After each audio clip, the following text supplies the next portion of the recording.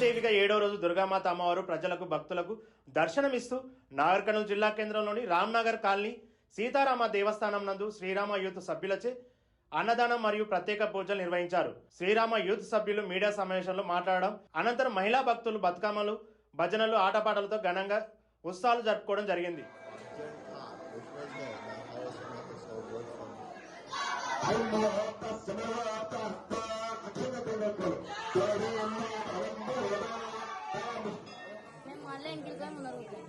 వెనకాల ఎవరు ఉంచకుండా తీసుకో.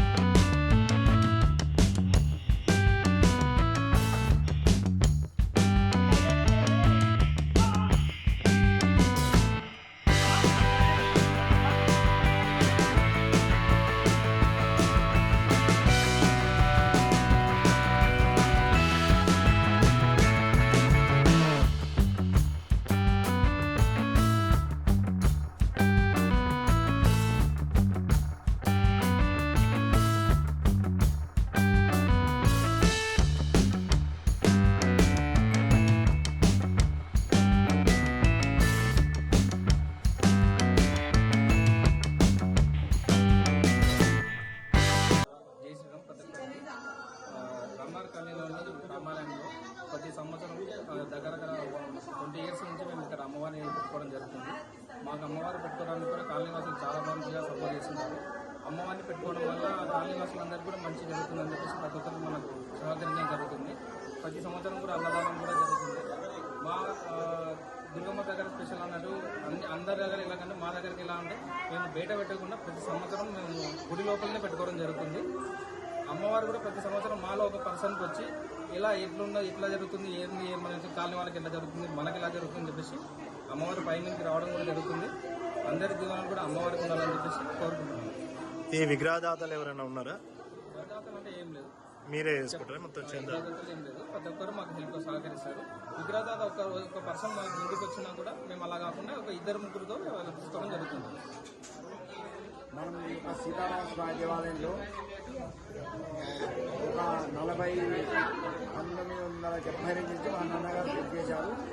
తర్వాత 18 నుంచి మనం ఇక్కడ పూజ చేస్తున్నాము.